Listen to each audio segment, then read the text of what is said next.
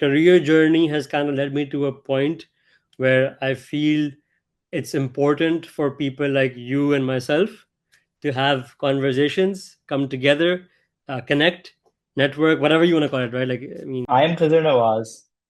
This is Watch Me Win, where we feature ordinary people doing extraordinary things. Today we have Usman here with us. A little bit intro, a little bit because I want him to do his own intro. Usman and myself, we're from the same hometown back in Karachi. And something that Usman doesn't know is that this is the most dressed I have been on my own show. So take it as an honor. And the reason, honestly, is because Usman is actually the first person who reached out to me and not vice versa, and said that there is a lot of value that he can bring on. He knows the format and everything. He's seen my episodes. So that is a reason. And also because this blazer really helps me at networking events. It doesn't get me any lucky, but it just gives me that boost of confidence that we all need. So that was a big monologue. Anyway, Usman, over to you. How about you quickly introduce yourself to us? thank you so much, Khizer. Hi, everyone. Firstly, I'm honored that you're wearing this blazer today, Khizer, and that this is the most dressed. But yeah, just a little bit about myself. I'm very happy to have a chat with Khizer. I've been seeing his LinkedIn activity for a while, and I've been very impressed. Obviously, I've had a chat with him offline.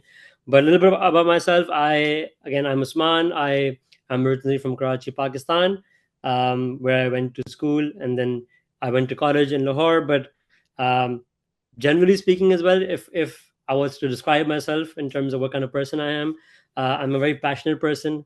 Whether it's the things I care about, like football, music, reading, or if it's about my work, if it's about my friends, I'm just a very passionate person. I'm a very determined person. I love trying to create impact wherever I go. Um, but yeah, I think that's the sort of person I am. I kind of wear my heart on my sleeve, sort of person. I live in Dublin, Ireland, where I've been for the last 4.5 years. It's a beautiful place. If anyone's interested in visiting ever or working here, I work at Google Ireland right now, and I was previously at Meta, or formerly Facebook, in Ireland, and prior to that in Singapore. Um, and before that, I used to work in Pakistan, in different companies as well. But yeah, honestly, I kind of describe myself as someone who um, is eager to give back, sort of person. I like to be outdoors. I like to travel. Interestingly, I think I've been to 30 cities in the last 2.5, 3 years, in Europe and North Africa as well.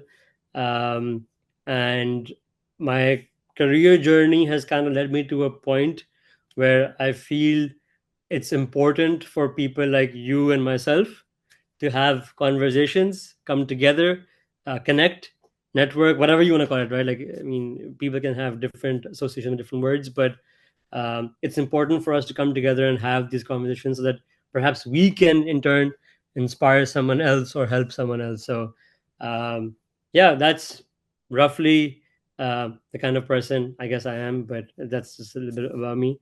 I'm sure we can dive into some more details about my work and maybe my hobbies as well, but like happy to chat more in detail. Awesome. And that is a good introduction for us to have. Obviously, we'll deep dive into things. And just as I was hearing you out, something you mentioned, giving back, is something that we both share. I think I also try to make it a point that I indulge in giving back. It can be in terms of my time that I'm giving to someone, my efforts, or even going out of my way to do something for someone. The other two keywords that I'd like to associate with myself are community and impact, and obviously watch me win. Don't forget about that. So moving forward, uh, Usman, anyone who has a look at your LinkedIn profile can say that your career has been nothing. short of twists and turns. Like you're keeping things very interesting over there. Starting from research, then you go into digital marketing, then you do a business analyst role, and now you're a senior strategist at Google. So my question is two parts. First of all, take us through your journey, of course, and secondly, tell us how you ended up at Google in Ireland, being from Pakistan. Yeah, thank you so much for the question, Khizer. Um, I think I think one theme you'll probably see throughout my journey before I get into it is I've always been heavily interested, and made it my mission sort of to try and make an impact wherever I go. So like that impact, I mean different things to different people, obviously, but for me, it's kind of trying to see the impact on the people who use the sort of services, etc., etc. Um, but very quickly in terms of my education, I like I mentioned before, and you mentioned, I was born and raised in Karachi, Pakistan. Went to school there, went to Karachi Grammar School, did my levels, GCSEs, then went to Lahore in Pakistan, did my undergraduate bachelor's in accounting and finance from Lahore University of Management Sciences, or LUMS. Then I moved back to Karachi, where I'm from originally. Was working, like you said, as a research associate in a public health NGO, which I had never imagined I would do, but it was just felt right at that moment after my graduation. Right, I again going to the theme, I wanted to make an impact. I wanted to make sure I was doing something important for people. I spent, I think, a year or so there, and then I pivoted. I went to Islamabad, another city in Pakistan, with Telnor, Pakistan. I was basically, that was my first exposure essentially to tech. I was working there, for their app and website, and basically pretty much everything to do with their app and website. So like, the analytics, the user experience, the user interface, the growth, the design, digital marketing. So everything to do, with the app and the website for Telnor. That was my first proper exposure to tech. Came about randomly as well, wasn't planned, but I'm so glad I did. After that, I went to Kareem, back to Karachi again, for a few months, as a growth hacker sort of role, like a growth hacker, demand growth associate, similar sort of work, just trying to grow the business. But that was short lived because I got an offer from, Facebook slash Meta Singapore, and I moved to Singapore actually. And I spent around, I think, 3.5 years there, working in three different roles in 3 years.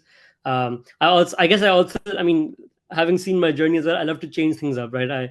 I don't want to be bored as well. But, after that, I switched countries. I moved from Singapore to Ireland, where I changed roles again, went into policy development at Facebook slash Meta. And then my current company and role is Google Ireland. I switched about 2.5 years ago, and even within Google, the role that I started off with, which was data analyst, I'm not doing that anymore. Just over, I think, in July basically, or August, I'm not sure which month, I changed roles. I'm now a senior strategist at Google.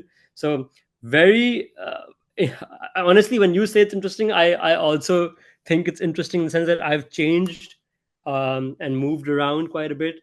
Most people nowadays might say that you're moving too quickly, you're changing things too quickly. But in my opinion, I think you should do what's best for your career and for your growth and your, honestly, your satisfaction, whether it's from changing roles, the kind of work. So yeah, I've done a lot of different stuff, a lot of different companies, roles, countries, but, um, each one of them has made me grow as a person as well. Awesome. And the second bit of the question was ending up at Google. How did that Yeah. happen? Honestly, so ending up at Google was just more of a way of, again, for me to challenge myself. I think every time I feel like I'm reaching my comfort zone, or I've learned maybe perhaps 80% of what there is to learn, I like to switch things up. So for the 4.5 years I was at Meta slash Facebook, I felt like I had learned quite a lot of different things, and I wanted to try and challenge myself and grow and, like, start fresh basically. And like every there's a like learning and growth curve for every job or role, right? So I kind of wanted to start from scratch again and learn new things. So that was the main motivation behind switching to Google. But one interesting thing for maybe the audience who's listening as well, I am still to this date one of the very few Pakistanis who's gotten an offer directly from Pakistan for a global role in a big tech company. Most people end up in a Pakistan or market specific role. And I've been lucky enough to say that I am one of the few people who is still like basically just picked up from Pakistan in a global role. So I think it's a testament to, I guess, kind of the effort I've been making. And that is so amazing. Like you make all of us so proud. Something that I really catched up on was the fact where we're living in a world where everyone's so afraid of change, right? At least I would say most of us, including myself. You, on the other hand, you welcome change with arms wide open. So, Usman, what like was this something that you were born with, or is this something you learned over time? And if you did, like, what are some actionable steps that we can do to do the same? Yeah, no, thank you for the question again. First of all, I think you embrace change as well. I remember seeing your page when I and again I don't mean it as a disrespect, but I remember seeing your page as with you had very little confidence initially, and you I think you were making videos, but when I see you now as well, so you've embraced change too. So I don't think that's true, but in the general spirit of what of the question you asked, I think one thing I learned, I think early on from my father as well, but generally from the good managers that I've had, right? And I've had some great managers in Telenor, in Facebook, Meta, and now at Google as well. But you sometimes you have to lean into the change as opposed to fighting it, right? If you fight the change, then you'll struggle more often than not. And so if you notice as well, like I switched cities very often. I switched countries, change roles, change jobs, change companies. Is because I'm always trying to stay fresh in terms of my learning curve, but also embracing the change in terms of, hey, I will definitely gain something out of it. It can be a good thing or a bad thing, but I would have gained regardless, right? And so that perspective has kind of shaped my thinking. I think Meta as well, when I worked at Facebook Meta, they had a very good culture in terms of trying to encourage change as well. So I think perhaps as a kid I wasn't used to change, but as I've grown and I've learned from my father and the different companies as well, that's kind of what led me to this. And I think that's working out very well for you. So keep it up. Now, I've noticed another thing. When I'm having these talks, sometimes like we're throwing very I'd say jargons or very some keywords out there. And for someone who's just starting out, they wouldn't know what a senior strategist is at Google or what it is exactly that a business analyst does. So just for our audience, like try to explain to us what is the kind of work that you do. Yeah, no, thank you so much for the question. And yeah, so important as well. I think we've been talking, but we perhaps haven't realized that it's best to kind of also, for a fresh grad or whoever is this thing, we have to explain some things as well. But like very quickly, I think before I dive into the roles that I'm doing, senior strategist, data analyst, business analyst, and so on and so forth, I have since I joined Meta in 2017, I have been in and even in Google now, I've been in trust and safety. So trust and safety, uh, previously in some companies might was known as integrity or business integrity and so on and so forth. But like trust and safety, essentially the org or the domain that I've been in for the last 7 8 years, um, in a nutshell, is trying to ensure that anything that you do on a particular app, service, or product is safe, and you're protected from bad actors, bad advertisers, scams, frauds, whatever it is, right? So just to give you an example, on Instagram in Pakistan, you might not see any alcohol related ads or any gambling related ads. It's trust and safety's job to ensure that doesn't happen in Pakistan. You might see certain content removed from Facebook, for example. It's their job to draft the policy. In Google, if you're seeing spam in Gmail, for example, that's trust and safety is a policy to remove it, right? But in it, so this sort of domain exists in a lot of companies, but with different names as well. So it could be cybersecurity, could be fraud prevention. Um, For example, I know OLX and Daraz has some sort of similar team in Pakistan. And for those who don't know, Daraz is like Amazon and OLX is like a marketplace to sell stuff. But like people can be scamming on there, they can sell fake stuff. So trust and safety sort of work deals with all that as well. But so that's the domain I've been in. This domain is massive. It can have training teams, it can have program management teams, product teams, engineering teams, policy teams. It's basically it's a whole world on its own. And so the kind of roles that I've done have mostly been business analyst, data analyst, strategist, policy development. So in a nutshell, the business analyst and data analyst is, I think, is similar to most companies trying to use data in the best way to make our decisions the company makes more meaningful, whether it's through visualizations, through just different views, through analysis. So that's kind of work business and data analysts. For the policy role that I did, I was developing ad policies. So interestingly, if you look through Instagram and Facebook's cryptocurrency and financial policy, ad policy, I made that before I left. So again, it's a massive thing, like a global impact of like billions of people. Drafting policy, finding gaps. How can scammers, find loopholes? So we have to fill those. And now the senior strategist role that I'm doing, it's a lot of program management related work where I'm trying to run large scale horizontal programs across different teams, trying to ensure we're meeting our obligations, trying to ensure that everything happens on time, teams are well connected, and so on and so forth. Of course, happy to go into more detail offline. If people have questions, they can post it in the chat. I'm more than happy to answer what these different roles are about. Definitely. I'm pretty sure that after what you were able to tell us, people have more understanding of what these roles are and what exactly do you do within these roles. The other option for people is to reach out to you. Obviously, that's an option, but a third option is that maybe if there are some things that people would like to see us talk about, we can maybe meet at a different date and discuss that as well. Anyway, just having a look at your career and all the change that you've discussed with us, be it in terms of the kind of roles that you've had, be it in terms of the kind of geographical relocations that you've done. Talk to us about a pivotal moment that you've had and how that incident or scenario changed your thinking. Yeah.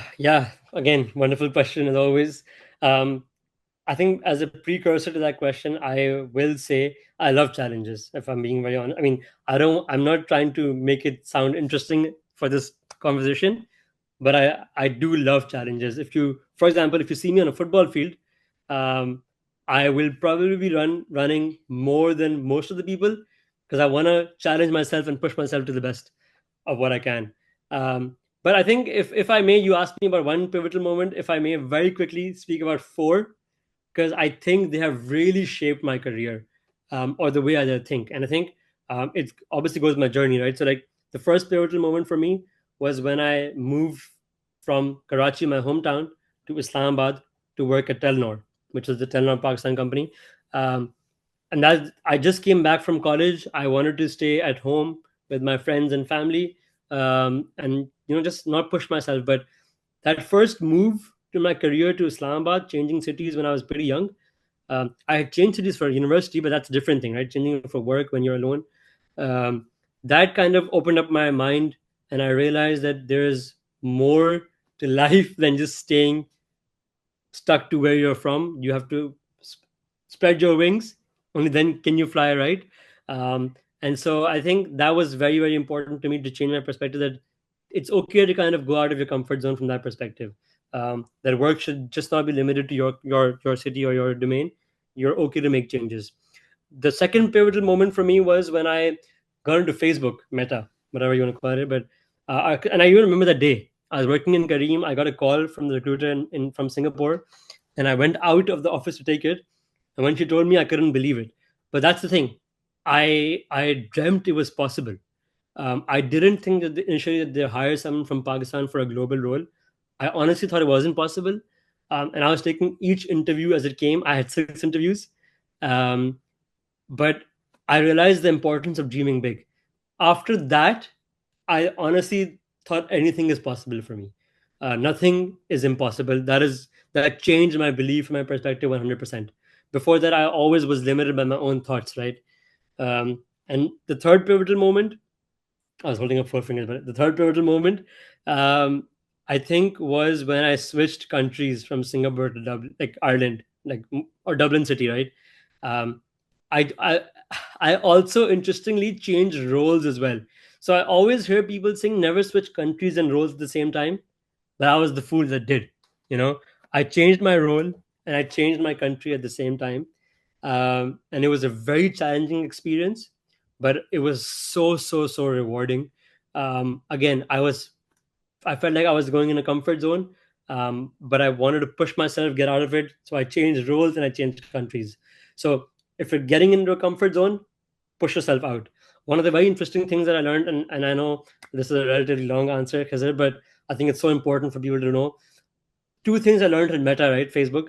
The hiring philosophy always hire someone smarter than you, which is a growth mindset, right? That changed the way I think. The other thing that I obviously, it's a very famous quote that if you're the smartest person in the room, change the room, right? Everyone's heard of this. But both of these are growth mindset approaches. And so I fell in love with these approaches, which is why I changed countries and roles. And the last and the most important pivotal moment, I think, for me was the role that I had at Google, right? I felt like I wasn't the right fit, even though I was doing really well in the role. I was doing what was expected of me. My manager was pretty happy. I just felt like I wasn't the right fit for the role. I felt like I could do it more somewhere else, right?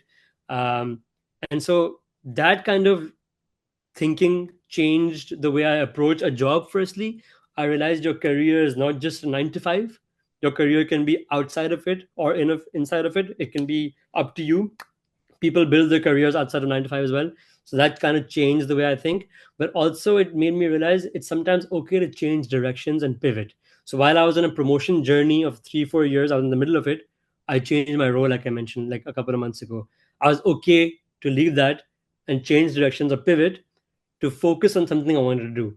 I know that was a long answer, but there was four important, I think, moments that kind of really shaped the way I think. I think it's absolutely okay if that was a long answer. And I think every singular point that you mentioned has its own importance. And I'm pretty sure, Usman, now in the position that you're sitting and looking back, you're like, okay, I did all of those things, and nothing is impossible for me. I can do anything. But while you were going through those transitions, because and this is I'm putting my immigrant hat on because I like 2 years back had a change of country as well. So while you're going through that change and there's so much uncertainty that I'm going to this new place or maybe this new company, I'm not even sure if I will survive there, let alone that I will thrive there or I will like do amazing things. So what I'm trying to ask you is then what exactly helped you make those transitions? And now like having like you're a culmination of all those changes now sitting in this seat, how do you think all those transitions have changed you as a person? No, yeah, no, again, wonderful question. I think I'm going to try to give one sentence or a few words for each of these four pivotal moments. I think they kind of changed the way I think. I think the first pivotal moment, which was getting changing cities, was expanding my mindset into thinking that I am not stuck to one thing, whether it's the role, the company, the location. Um, Realizing that is the first step to, I think, your growth. And honestly, I know we're speaking about career, but it's more than just career, your personal self as well. So that was the first thing, right? Don't limit yourself, or you don't limit your um, approach in terms of country, etc. I think the second thing, when I got into Facebook, made me realize dream big. That was what I had to overcome in my mind. Like you're saying as well, when those things were happening, it was difficult. But now that I look back, I realized those approaches or those things that I had to overcome. These are my basically four key takeaways, right? So dream big. Anything is possible, only if you dream big. I mean, again, one of the famous quotes or whatever. I don't know who said it, but like, you miss 100% of the shots you don't take, right? So that's the kind of principle that I believe in now. That's kind of shaped my career. The third thing that helped me overcome the pivotal moment was changing countries again. Goes back to the first one, but at a much larger scale, right? Um, and also coupled with never stay still. Aim for growth. Um, expect, like, if you're feeling like you're stuck somewhere, or if you're feeling like you've done enough, it's time for a new challenge and new growth. And then the fourth one, which is basically changing the way you think of your career, and career being more than just 9 to 5. I think the fourth thing that I had to overcome was just this mindset that my full satisfaction comes from my 9 to 5. My career satisfaction, my purpose in life comes from the 9 to 5. Well, it's not true. You you can find career satisfaction or fulfillment or growth in things outside of your 9 to 5, 9 to 6, whatever. It can be your Watch Me Win series. It can be a mentorship, thing that you want to do, a coaching thing. But you have to be able to find your fulfillment beyond, because at a certain point you will struggle. And I think for the fourth moment as well, this one other thing, it's okay to pivot and change directions. If something isn't working for you, learn to accept that you can pivot. And I'll give you a very short example. Before changing the role that I did in July, right now, I spoke to 60 people, right? Internally in Google and externally as well. I also interviewed at different places. TikTok gave me offers. I spoke to LinkedIn, Indeed, Salesforce, MongoDB, different places. Um, because I was open to changing and pivoting. I was open to having these conversations. So don't restrict yourself that way. I don't know. I hope that answers the question that you're asking in terms of how I overcame It these it challenges. does. It does. It really does. And I was like just holding myself because I wanted to say this one thing that you spoke to 60 people and everyone needs to listen this out. I see people who are complaining over 3 rounds of interviews that why do we need 3 interviews? Here is a person who spoke to 60 people. And I think no one is going to doubt this, that you are successful at what you do. So I think this is what it takes. I think just because this is something that I've learned, being open to talking to people. Initially, even when I started this, I would just limit myself to sales. Okay, this is about sales. We'll talk sales. Then I'm like, why am I doing this? I mean, we don't only have salespeople. There are people who can learn from HR, who can learn from supply chain, marketing, all of that good stuff. And ever since I was open to that, I think I'm more and more enjoying all these conversations now. Quickly, I'm going to say this. You miss 100% of the shot that you don't take. This is a quote by Wayne Gretzky, who is a legendary hockey player.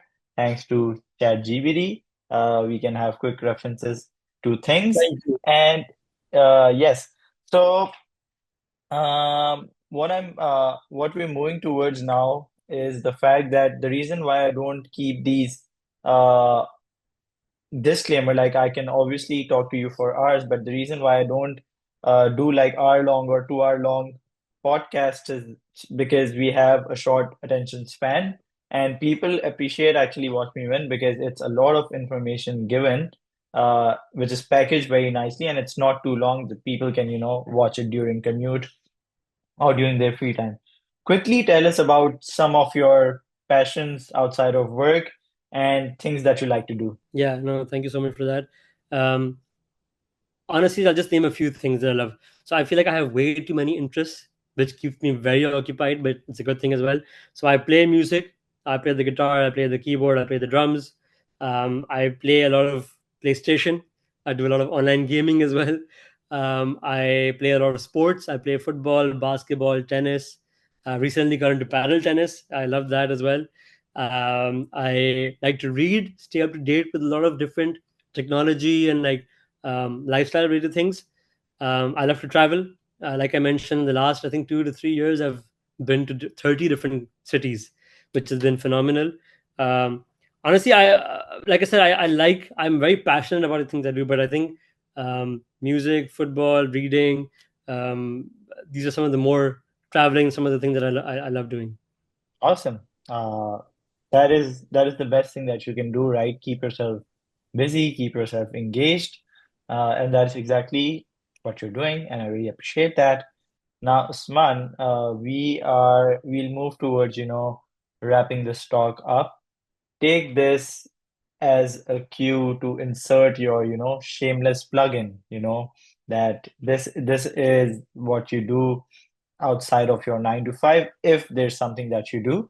But what I want you to tell us is that um, let's say that someone is watching this video, they get inspired, they want to reach out to you, and maybe they want to have a deeper conversation with you. What is the best medium to reach out to you, and what is the quickest way to get a response out of you? Yeah, no, thank you so much. I will put a shameless plug in. But no, seriously, like one of the things I mentioned earlier as well, right, is that I'm passionate about giving back. I think I realized growing up in Pakistan as well, if you don't have the right coaching or mentorship behind you, then you kind of struggle to make an impact sometimes, not always. But so that's something I'm passionate about. And so the best way to reach out to me is LinkedIn. I have actually recently also created a services page. So I'm very outside my 9 to 5. I'm really now focused on trying to mentor and coach people throughout their career journey or whatever steps help they might need. So from networking, changing the way you think in terms of applying for jobs, interviewing, resume building, building connections, plus using how to use AI in all of those. I'm very heavily invested in those that sort of coaching and mentoring. It isn't limited to tech jobs. While I have obviously worked in tech jobs in Google and Meta, it's not limited to tech jobs. It can be any other industry. But I've been very invested in kind of making that my priority as well. So people can reach out to me on LinkedIn, request my services. More than happy to chat. I can do individual or group services as well, depending on how many people I interact with. But also, I actually prepared a 5 module course recently that covers what I've mentioned, basically the 5 different courses. And it's like a basically like an A to Z of applying for jobs. I'm very confident it will be successful once people hear it and see it. I've actually mentored and coached and helped a lot of people secure good jobs in tech and outside of tech recently as well. And I've been doing so for the last 6 7 years. So I'm trying to convert this passion as well into something more meaningful and scalable. So LinkedIn is the best place to reach out to me. And of course, I can respond whether it's individual, group, or the module. But that's my shameless plugin, Khizer. There you go. And I absolutely love your shameless plugin. Thank you so much for it. This how I'm gonna close. It's gonna be a short message. Usman, you told me that before reaching out to me, you were following some content. It took you some time actually to reach out and say that, Khizer, you're doing amazing. And I'm sure you hadn't planned to feature, but then I sort of put in that idea that, this is something that we can do as well. So the message is that I've seen that a lot of people hold back. Some other people, when I meet at networking events, they're like, I love the work that you do. And I'm like, why didn't you say it? Why didn't you comment? And they're like, oh, they don't have an answer. So don't hold back, reach out to people. If someone is doing something amazing, be sure to let them know. And I'll end with that. Thank you so much, Usman, for lending your time today. I think this has been an absolute pleasure. So thank you so much. Thank you so much, Khizer. Lovely to meet you again. And thank you, everyone. See you. All right, take care. Bye. Bye.